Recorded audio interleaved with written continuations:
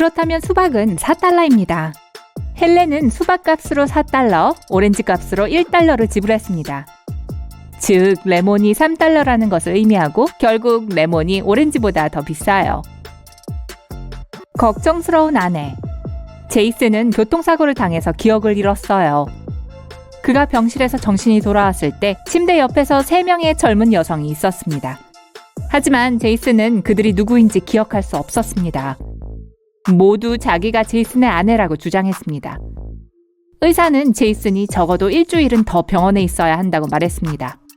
자기야, 날 전혀 기억 못하면 난 어떡해? 왼쪽에 있는 여자는 심하게 흐느꼈습니다. 여보, 너무 걱정돼. 우리 집에 가자. 난 여기가 마음에 안 들어. 내가 집에서 더 잘 돌봐줄게. 라고 가운데 있던 여자가 소리쳤습니다. 오른쪽에 있는 여자는 화를 냈어요. 이 여자들이 나한테서 자기를 훔치려고 하고 있어. 당장 여기에서 나가요. 제이슨의 아내는 누구일까요?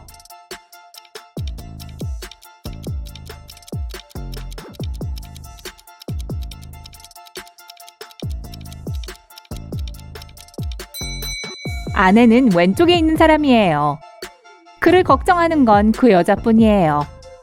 다른 2명은 제이슨을 병원에서 데려가고 싶어 해요. 하지만 제이슨은 다쳐서 치료를 받아야 하죠. 상속. 짐의 삼촌 아치볼드는 친척들에게 장난을 치는 것을 좋아하는 부유한 사람이었습니다. 그래서 아치볼드가 죽었을 때 아무도 그의 유언장을 찾을 수 없었어요.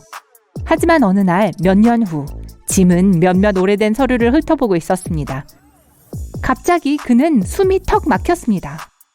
짐이 들고 있던 서류는 삼촌의 유언장이었어요. 이렇게 적혀 있었어요. 오후 3시 정각에 제 돈과 다른 귀중품을 내가 좋아하는 벚나무 바로 아래 그림자가 끝나는 곳에 숨겼습니다. 그걸 파헤치는 사람은 제 후계자가 될 거예요. 짐은 더할 나위 없이 행복했습니다. 그는 부자가 될 거니까요. 그는 삼촌의 호화 빌라로 차를 몰고 가서 벚나무를 발견했습니다. 그는 오후 3시까지 기다렸다가 땅을 파기 시작했습니다. 하지만 아무리 노력해도 짐의 노력은 성과가 없었습니다. 혼란스럽고 화가 난 그는 집으로 돌아가야 했어요. 짐은 왜 아무것도 찾지 못했을까요?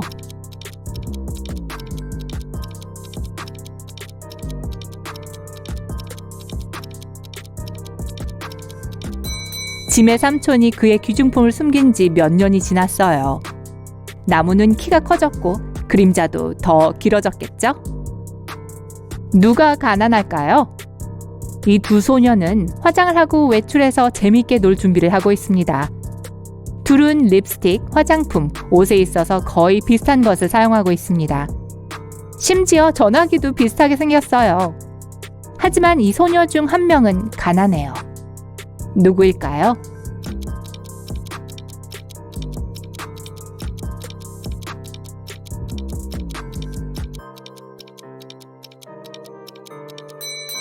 왼쪽에 있는 소녀를 자세히 보세요.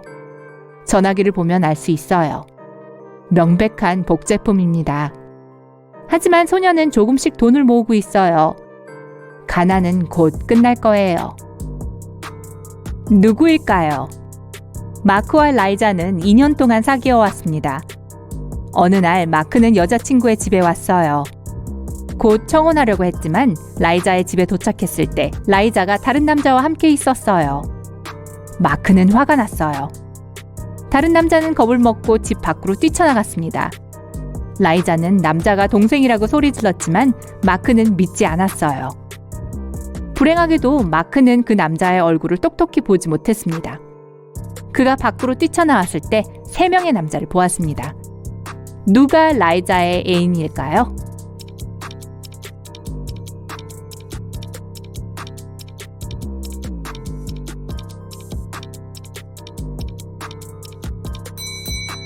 왼쪽에 있는 남자입니다. 밖은 추워요. 다른 2 남자는 볼과 코가 빨갛습니다. 하지만 3번째 남자는 따뜻한 집에서 막 나왔기 때문에 얼굴이 창백해요. 이상한 선택. 매일 마크는 대학에 가기 위해 자전거를 타고 기차역으로 갑니다. 그의 집 근처에 2개의 정거장이 있습니다. 하나는 집에서 2km 떨어진 곳에 있고 다른 하나는 반대 방향으로 3km 떨어져 있습니다. 아침에 그는 항상 첫 번째 정거장에서 기차를 탑니다. 그리고 오후에는 두 번째 정거장에서 내립니다. 왜죠?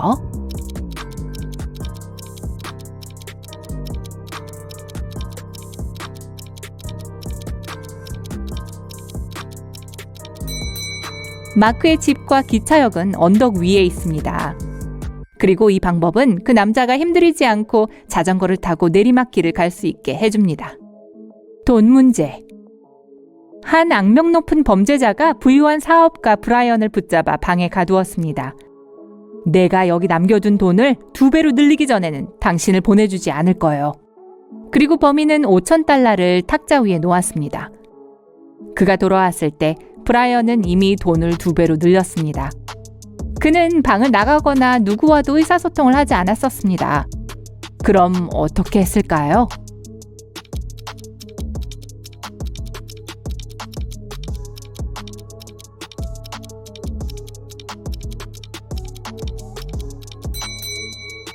그는 돈을 거울 앞에 놓았습니다.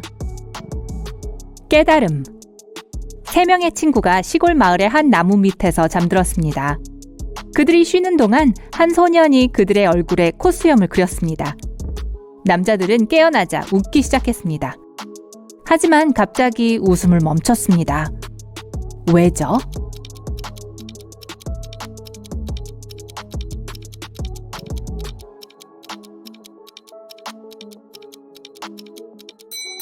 처음에 그들은 친구들의 얼굴에 있는 콧수염을 보고 재미있다고 생각했어요. 하지만 그때 친구들도 웃고 있다는 것을 깨달았습니다. 그것은 자신의 얼굴에도 콧수염이 있다는 것의 의미였죠. 부유한 할아버지.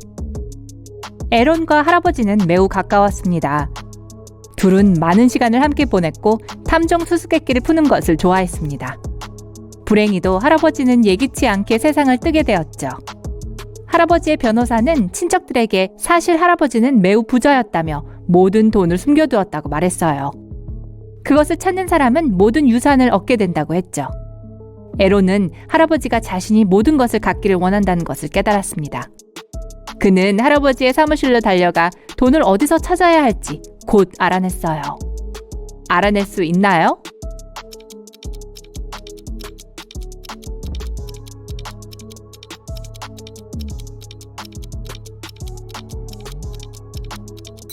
분수가 있는 그림 위에 X표가 그려져 있습니다.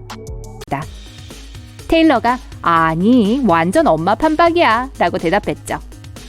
아 그럼 파란 눈의 금발머리야? 이번에는 제임스가 옳았어요. 어떻게 알았을까요?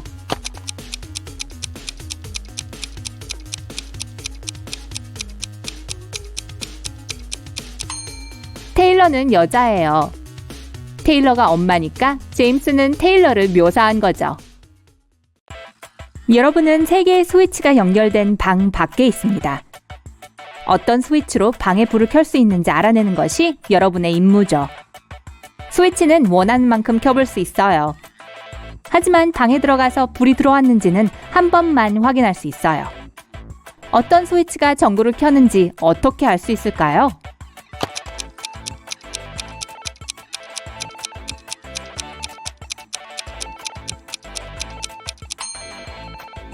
임의의 스위치를 2개 켜고 몇 분 정도 기다리세요. 그런 다음 그중 하나를 끄고 방으로 들어가 보세요. 불이 켜져 있으면 전구에 연결된 스위치는 여러분이 켜둔 스위치입니다. 방이 어두우면 전구를 만져보세요. 뜨겁다면 방금 켜놓은 스위치가 연결된 스위치입니다. 전구가 차갑다면 손대지 않은 스위치가 맞는 것이죠. 에스미는 숲에서 길을 잃었어요. 하루 종일 방황하며 걸었어요. 마침내 해가 질 때 으스스한 집을 발견했죠. 그곳엔 마녀가 살았어요. 에스미는 더 이상 갈 곳이 없었습니다. 그래서 그 집에 들어가서 도움을 요청했습니다. 마녀는 에스미가 수수께끼를 풀면 아침에 떠날 수 있을 거라고 했어요. 수수께끼는 다음과 같습니다. 17. 이응 70. 시옷 96. 시옷 162. 이응, 256, 기역, 354는 빠진 마지막 글자는 뭘까요?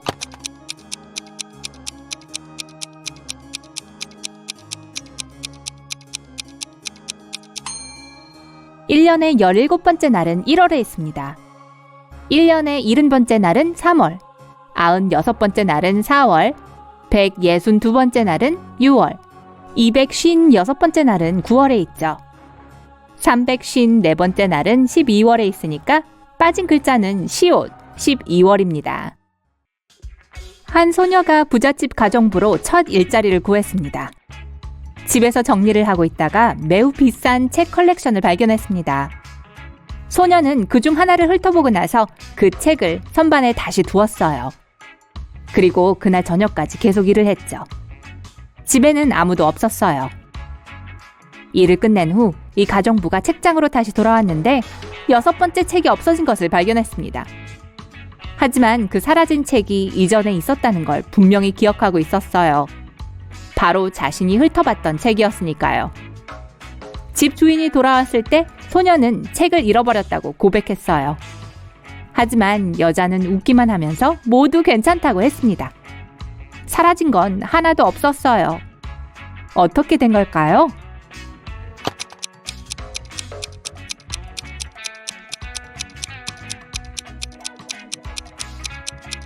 그 컬렉션은 8권짜리였어요. 9번째 책은 사실 6번째 책이었고요. 소녀가 실수로 책을 거꾸로 꽂아둔 거였어요.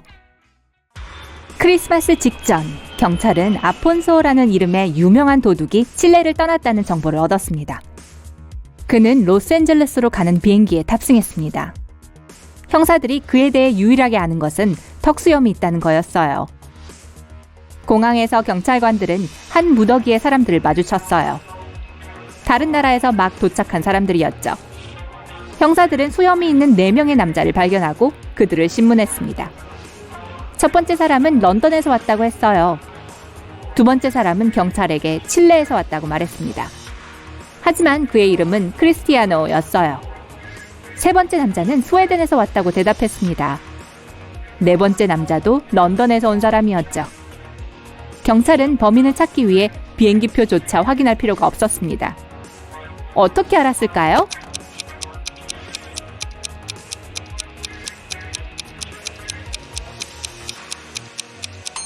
제가 크리스마스라고 했죠? 스웨덴에서 왔다고 한 남자는 겨울치고 옷을 너무 얇게 입었습니다.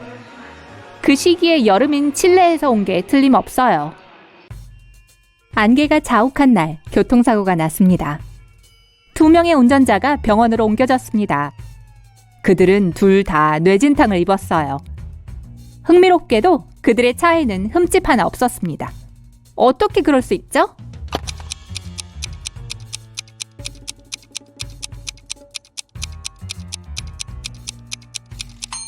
운전자들은 서로 반대 방향으로 가고 있었습니다.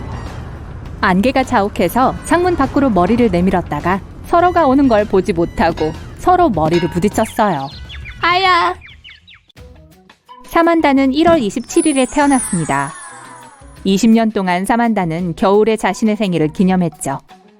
하지만 21번째 생일부터 사만다는 여름에 생일을 기념하기 시작했습니다. 왜일까요?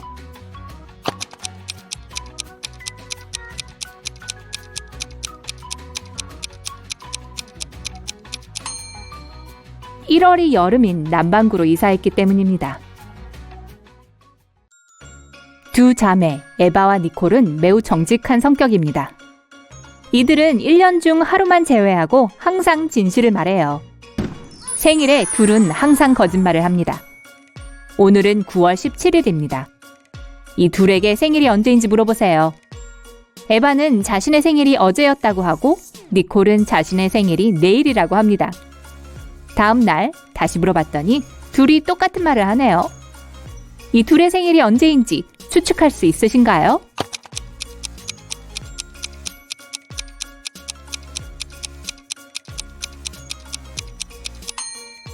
생일이 2번 있을 순 없죠. 하루에는 둘 중 한 명이 거짓말을 했고 다음 날에는 다른 한 명이 거짓말을 했다는 뜻입니다. 에바가 어제라고 했으니 에바의 생일이 먼저겠죠. 즉, 에바의 생일은 9월 17일이고 니콜의 생일은 9월 18일입니다. 베서니, 토미, 일라이자, 그리고 제임스는 하루 종일 집에 있었습니다. 엄마는 아이들이 자신의 방에 들어가지 못하게 했어요. 저녁에 돌아왔을 때 엄마는 자신의 초콜릿을 먹고 싶었어요. 하지만 초콜릿이 사라지고 없었죠. 엄마는 아래층으로 내려가 누가 간식을 먹었는지 아이들에게 물었습니다. 배선이는 하루 종일 수학 숙제를 하면서 아무것도 먹지 않았다고 말했어요. 토미는 밖에서 축구를 하고 있었다고 했어요. 일라이자는 엄마가 초콜릿을 어디에 두는지도 모른다고 말했습니다. 그리고 제임스는 그냥 자신이 아니라고 주장했어요.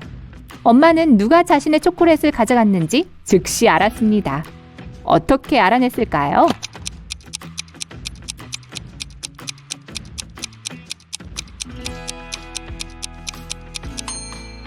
일라이자였습니다. 간식을 먹을 시간이에요. 푸짐하게요. 하지만 바로 그때 날카로운 삐 소리가 정막을 깨트립니다. 화재 경보기예요. 아, 이래도 돼요? 학생들이 줄지어 교실을 빠져나가고 대학 전체가 대피해야 합니다. 학생들이 밖에 서서 건물을 바라보고 있습니다. 불이 안 나는데요?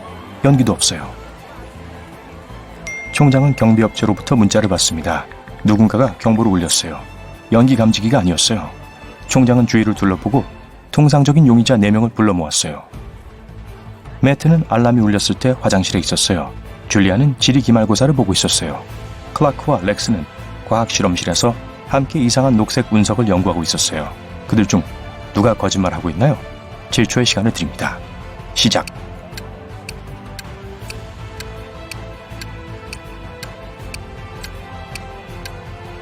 줄리아였어요. 지리 선생님이 기말고사를 연기했어요. 기억나요? 숨길 게 없으면 왜 거짓말하겠어요? 오늘은 정말 운이 안 좋은 날이에요. 누군가가 운동장 바로 한가운데에 있는 나무를 베었습니다.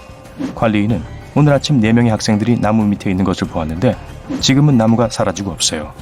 용의자들을 인터뷰할 시간이에요. 에밀리는 하루 종일 도서관에 있었고 많은 사람들이 자신을 봤다고 합니다. 샘은 구내식당에서 수프를 먹고 있었다고 주장합니다. 루이스는 물리학 기말고사 시험장에 있었다고 합니다. 마이클은 하루 종일 역기를 들고 해변에 갈 몸을 만들고 있었다고 합니다. 누가 나무를 베었을까요? 7초가 지금 시작됩니다.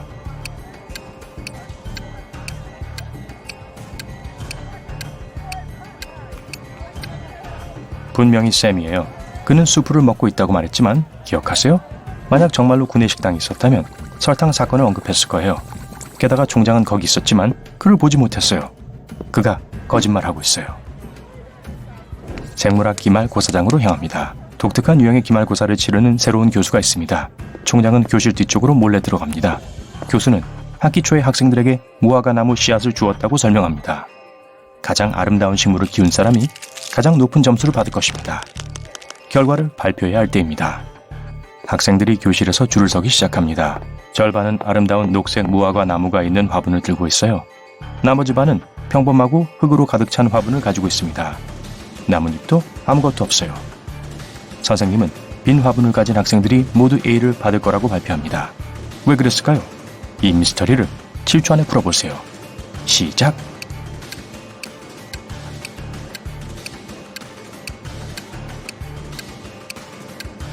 학기 초에 교수는 모든 학생에게 가짜 무화과 씨앗을 주었어요. 활짝 핀 식물을 들고 나타난 학생들은 다 자란 식물을 사서 화분에 심었을 거예요. 걸렸어요. 오늘의 마지막 시험, 철학입니다. 젊은 교수는 교실에서 모든 학생들이 자리에 앉기를 기다리고 있어요. 그 후 그는 고대 그리스 철학자의 흉상을 탁자 위에 올려놓았습니다. 교수는 이렇게 말합니다. 이 흉상은 왜 존재하지 않는지 다음 주제에 대해 짧은 에세이를 쓰세요. 가장 설득력 있는 주장을 하는 학생은 A를 받고 다른 학생들은 모두 C를 받을 겁니다. 까다로운 교수님이군요. 1시간 후에 학생들은 시험지를 제출합니다. 대부분은 시험지 앞뒤를 채웠지만 한 학생은 겨우 2단어밖에 쓰지 않았습니다. 그리고 그 학생은 A를 받았어요. 뭐라고 썼을까요? 정답을 맞힐 시간을 7초 드립니다.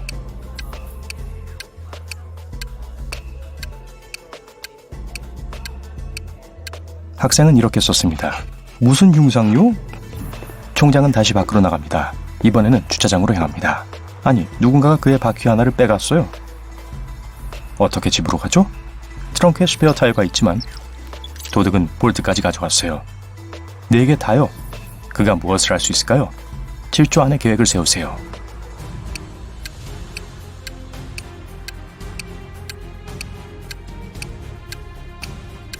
다른 3개의 타이어에서 각각 볼트 하나를 풀어서 스페어에 부착해야 합니다. 이제 각 타이어는 볼트 3개가 있어요. 그 정도면 가까운 정비소까지 갈 수 있을 거예요. 치열한 하루네요. 총장이 잠시 쉴 준비가 됐는데 또 다른 급한 문자를 받습니다. 학교 운동장에 깨진 유리가 있어요. 누군가 저 위에 있는 창문을 깼어요. 주변에는 요리사, 정원사, 학생 3명밖에 없습니다. 요리사는 누군가가 수프에 설탕을 넣어서 지난 1시간 동안 새 수프를 끓이고 있다고 말합니다. 정원사는 나무 위에서 나뭇가지를 자르고 있었어요. 그는 한 학생이 유리를 깨는 것을 보았다고 말했어요. 학생은 도서관에서 공부하고 있었다고 말합니다.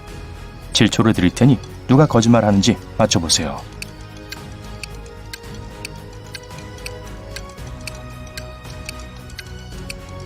정원사가 거짓말을 하고 있어요. 어떻게 그가 나무에 올라갈 수 있을 수 있죠? 나무는 이미 잘려나갔어요. 그가 유리를 깼어요. 아마 사고였을 거예요. 드디어 하루가 끝났습니다. 총장은 교내 최고의 전통인 기말고사 파티로 향합니다. 체육관에서 파티가 있어요. 조명도 있고 장식도 있고 DJ도 있고 다들 한껏 멋을 낸 것 같아요. 기말고사가 끝났어요. 파티는 밤새도록 진행되지만 새벽 4시쯤 누군가가 실수로 문을 너무 세게 쾅 닫아서 자동 잠금 장치가 작동됩니다. 모두 갇혔어요. 총장은 파티의 영웅이 될 수 있어요. 출구를 찾아서 사무실에 있는 여분의 열쇠를 가지고 밖에서 문을 열기만 하면 됩니다. 하지만 어떡해요? 학생들 중 한 명인 에릭은 환풍구를 통해 체육관에서 나가는 방법을 알고 있다고 합니다. 총장은 그를 보고 화가 나서 얼굴이 빨개집니다. 왜죠? 마지막 수수께끼예요. 7초, 여러분 할 수 있어요.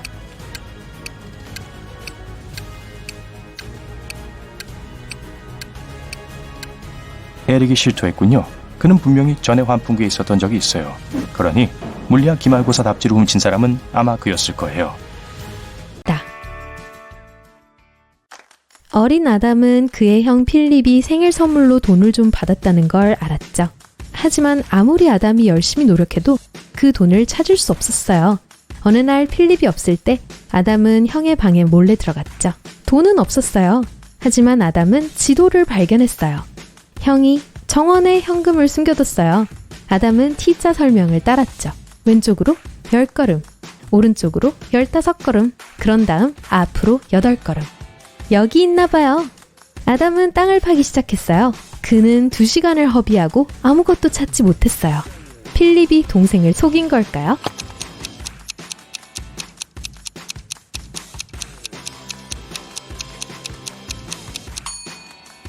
아담의 걸음은 형의 걸음보다 폭이 훨씬 작았던 거예요. 그래서 엉뚱한 곳을 파고 있었던 거죠. 2단계. 한창 일하는 중이었고 헬렌은 그녀의 사무실에 있었어요. 갑자기 집 보안 시스템이 안에 누군가가 있다고 알렸어요. 그녀는 경찰을 불렀어요. 그녀는 자신의 경쟁자들이 침입자를 보낸 거라고 확신했죠. 헬렌은 침입자가 새 프로젝트에 대한 정보가 든 메모리 카드를 노리고 있다고 생각했죠. 경찰이 도착했을 때 집에 진짜 한 남자가 있었어요. 경찰이 그를 수색했지만 메모리 카드는 찾지 못했어요. 삼켰을 리는 없어요. 그렇다면 카드는 어디에 있을까요?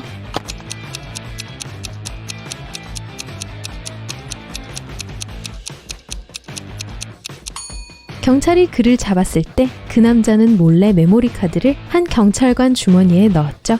수색을 당한 후 범인은 카드를 다시 손에 넣었죠.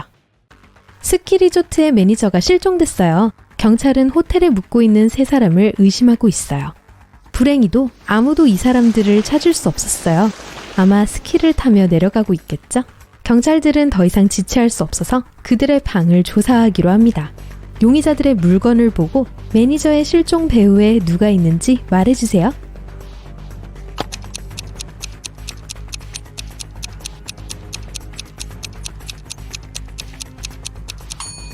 조예요. 그는 따뜻한 옷이나 겨울 스포츠용품과 장비를 갖추고 있지 않은 유일한 사람이죠. 그가 휴양지에 놀려고 온 건 아니란 거죠. 부유한 여행자인 제이슨은 해변에 있는 작지만 비싼 호텔에 머물렀어요. 강풍급의 강한 폭풍우가 몰아치는 동안 정전이 일어났었죠. 온 지역이 암흑 속으로 빠졌어요. 사람들은 적어도 2시간 동안 전기 없이 지냈어요. 문제가 마침내 해결되었어요. 하지만 제이슨은 소란을 틈타 누군가가 현금으로 가득한 그의 지갑과 자신의 모든 신용카드를 갖고 갔다는 걸 알게 되었죠. 경찰이 도착해서 그 시간에 호텔에 있었던 사람들을 신문했어요. 접수원인 저스틴은 형사에게 자기는 지하실에 있었다고 했어요. 비상발전기를 가동시키려고 했었다네요. 불행히도 성공하진 못했죠. 다른 사람인 니콜은 자신은 정전이 일어나기 1시간 전에 도착했다고 했어요. 그녀는 기진맥진했죠. 몇 개의 초에 불을 붙이고 짐을 풀고 씻고 잠자리에 들었대요. 호텔 기사인 그레고리는 공항에 있었다고 했어요. 새 손님이 도착해서 데리러 갔대요. 경찰은 누가 거짓말하는지 바로 알아냈죠. 여러분도 알 수 있나요?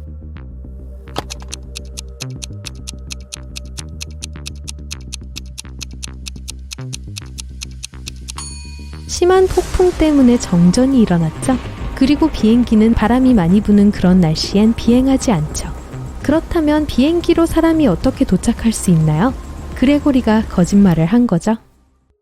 22세기에 로봇은 사람들 틈에서 사는데 이건 특별한 일도 아니죠. 하지만 가끔 사람을 너무 많이 닮아서 형사들의 일을 더 어렵게 만들죠. 바로 이번처럼요.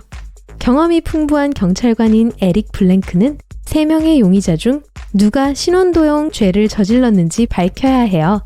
그는 범인이 로봇이란 걸 확실히 알고 있어요. 하지만 인간이 아닌 건 누구죠?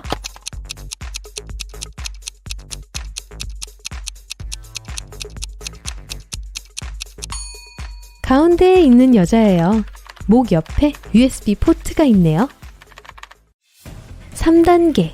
마리아는 매우 중요한 스포츠 경기에 참여해야 해요.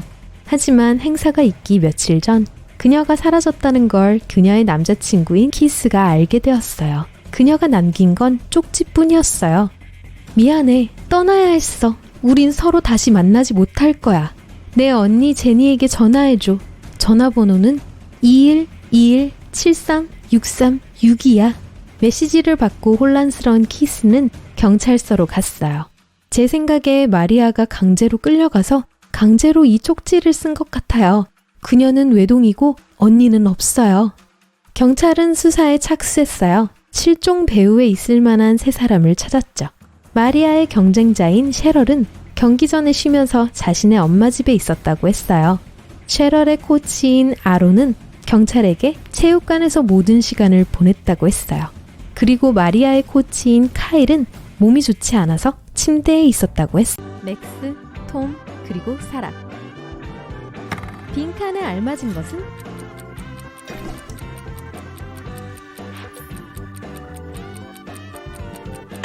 (1, 3, 5, 2, 4) 6이라고 생각하셨나요?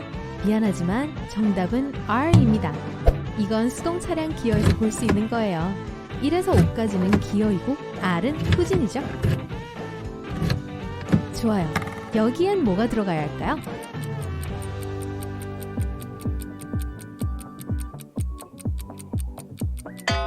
M, T, W, 물음표, F, S, U.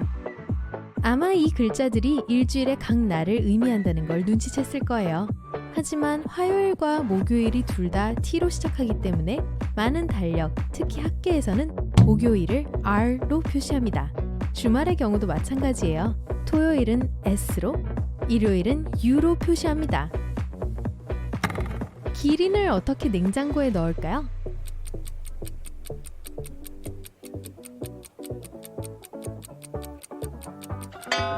냉장고 문을 열고 기린을 넣고 문을 닫습니다. 고전이죠? 아하. 사자가 동물의 왕국의 모든 동물을 모아놓고 연설을 하고 있어요. 그런데 한 동물만 참석하지 않았네요. 어느 동물이 왕의 연설에 오지 않았을까요?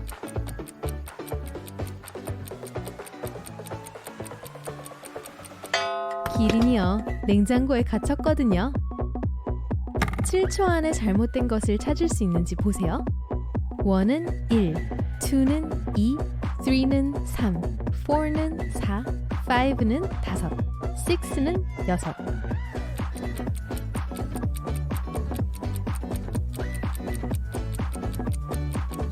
문제에 잘못된 게 있어요. 좋아요. 한 번 더 해볼까요? 잘못된 것을 찾으세요.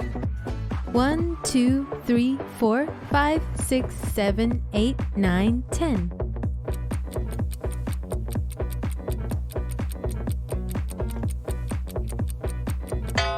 아, 여기요. A씨 틀렸어요. B 사이에 숨어있는 D를 찾으세요.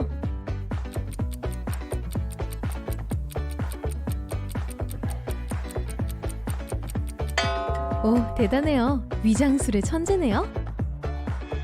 어느 글자 조합이 나머지와 다를까요?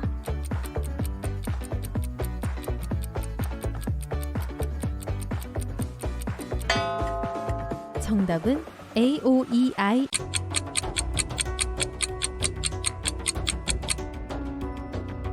각각의 글자는 영어로 된 숫자의 첫 글자입니다. 1은 O, 2는 T, 3는 T. 그러고 나서 4, 5 등등. 마지막은 10을 의미합니다. 그러니 다음 4개는 E, T, T, F. 11, 12, 13, 14이에요. 문이 찰칵하고 열립니다. 그럼 가볼까요? 크고 어두운 방에 들어왔습니다. 방에 가득한 양초에서 모든 빛이 나오고 있어요. 문제는 문이 4개인데 여러분은 어떤 문을 택해야 할지 또 모른다는 거죠.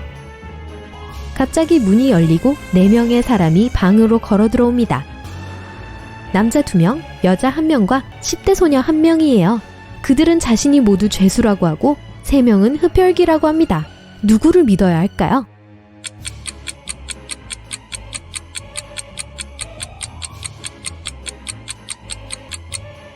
두 번째 사람을 믿어야 해요.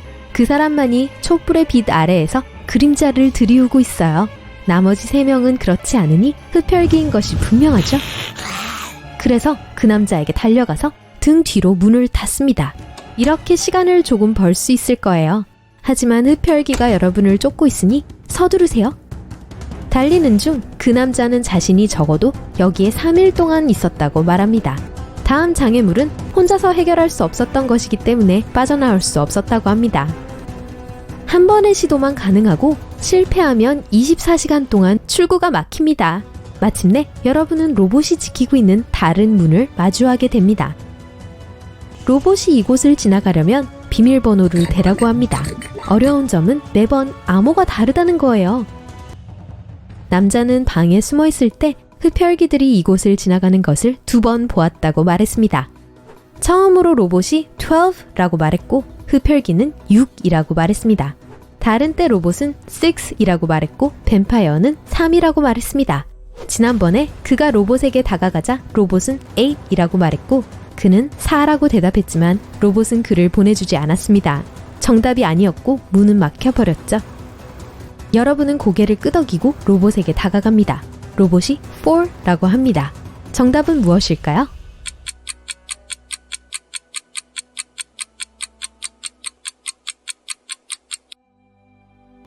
정답은 4입니다. 규칙은 숫자를 둘로 나누는 것이 아니라 영어 단어의 글자 수를 말하는 거였습니다. 정답을 맞췄네요. 로봇이 문을 열고 여러분을 내보냅니다. 또 다른 어두운 방입니다. 그 안으로 들어섰더니 배고픈 개 8마리에 둘러싸이게 됐어요. 테이블 가운데에 고기 케이크가 놓였는데 테이블이 너무 높아서 개들은 닿을 수가 없죠. 이들을 진정시키고 개밥이 되기 전 개들의 친구가 되기 위해서 여러분은 개들에게 케이크를 먹여야 합니다. 하지만 여기 문제가 있어요. 칼에 마법이 걸려 딱 3번만 자를 수 있습니다. 3번을 자르면 칼이 사라질 거예요. 임무는 케이크를 3번 잘라 동일한 8조각으로 나누는 것입니다. 어떻게 할 수 있을까요?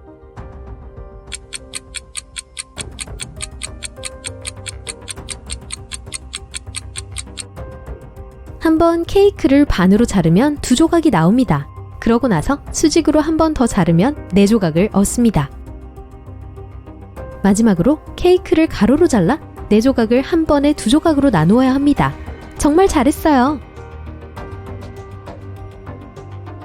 이제 모든 개들에게 케이크를 한 조각씩 주고 즉시 이곳을 떠나세요. 문으로 달려가 문을 잠갔습니다. 다시 터널에 들어갔는데 이번에는 빛이 전혀 들어오지 않습니다. 여러분은 벽에 손을 대고 어둠 속에서 움직이며 방향을 찾고 있습니다. 적어도 30여 분을 그렇게 걸었더니 마침내 빛을 보게 됐어요.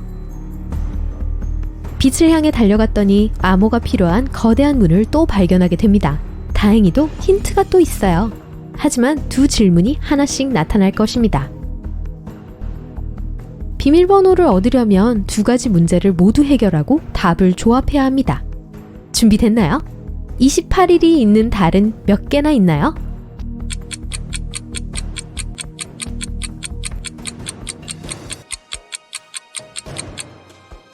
당연히 12달 모두입니다.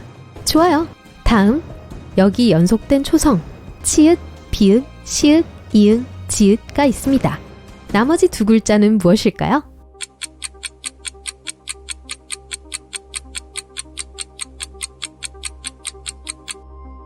치읓은 초, 비읍은 분, 시옷은 시간, 이응은 일, 지읒은 주입니다. 그래서 다음 글자는 월의 이응, 년의 니은입니다. 전체 비밀번호는 12 이응 니은이에요.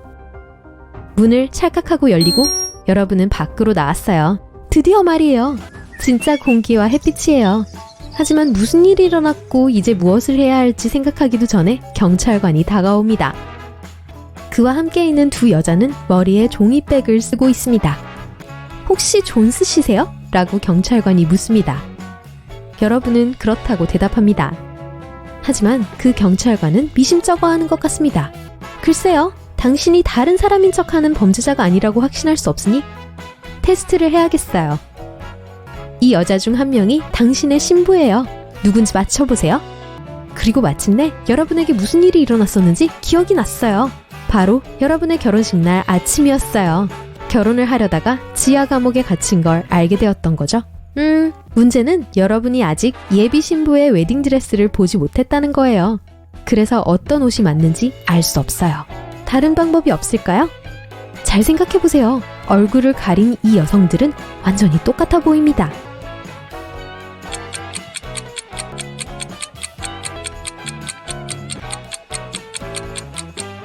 시간이 별로 필요 없었어요. 여러분은 이 여자 중 한 명이 이미 결혼 반지를 끼고 있다는 것을 알아차렸습니다. 여러분과 예비 신부는 아직 결혼하지 않았으니 결혼 반지가 있어서는 안 되죠. 그리고 반지를 끼지 않은 사람이 신부였어요. 축하해요. 여자는 종이백을 벗었고 정말 여러분의 예비 신부였어요.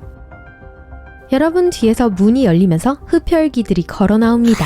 소리를 지르려고 하는데 흡혈귀가 가발을 벗어버리네요. 여러분의 친구들이었어요. 그러니까 이게 전부 장난이었나요? 네, 그랬죠. 하지만 화내지 마세요. 그래도 재미있었잖아요.